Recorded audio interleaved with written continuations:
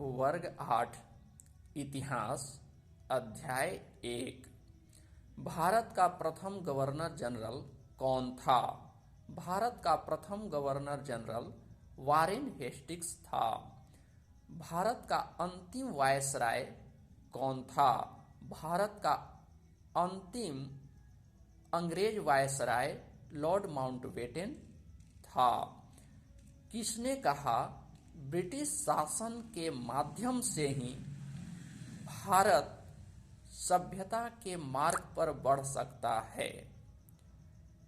Bharat British शासन के माध्यम से ही सभ्यता के मार्ग पर बढ़ सकता है, यह कथन जेम्स मिल का है। किसने कहा भारत का विकास अंग्रेजों की सहायता के बिना संभव नहीं है? जेम्स मिल ने कहा भारत का विकास अंग्रेजों की सहायता के बिना संभव नहीं है। किसने कहा भारत के संपूर्ण भूभाग पर अंग्रेजों को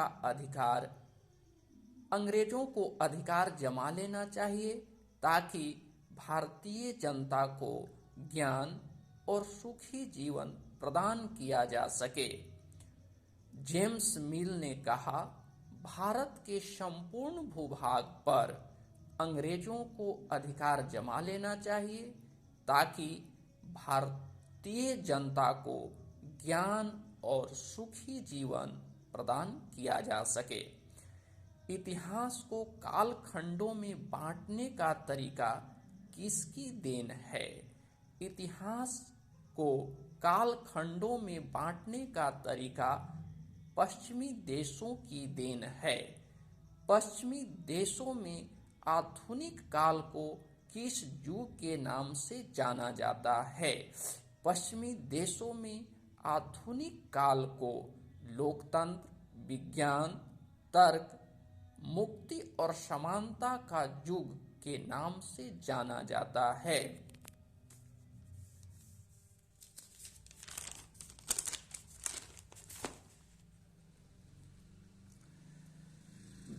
ब्रिटिश काल में भारतीय लोगों को किसका अभाव था?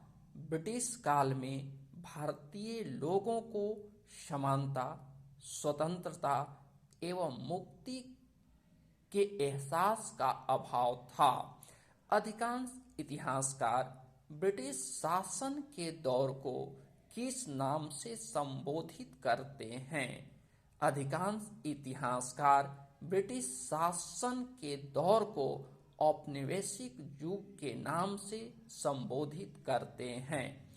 भारत में अंग्रेज किस उद्देश्य से आए थे? भारत में अंग्रेज व्यापार करने के उद्देश्य से आए थे।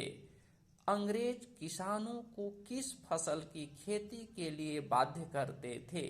अंग्रेज किसानों को नील एवं व्यावसायिक फसल की खेती करने के लिए बाध्य करते थे। औपनिवेशीकरण क्या है? औपनिवेशीकरण एक देश में दूसरे देश के प्रभाव से राजनीतिक, आर्थिक, सामाजिक और सांस्कृतिक परिवर्तन होने की प्रक्रिया है। सरकारी रिकॉर्ड रखने की परंपरा की शुरुआत किसने की? सरकारी रिकॉर्ड रखने की परंपरा की शुरुआत अंग्रेजों ने की। ऐतिहासिक स्रोत क्या क्या होते हैं?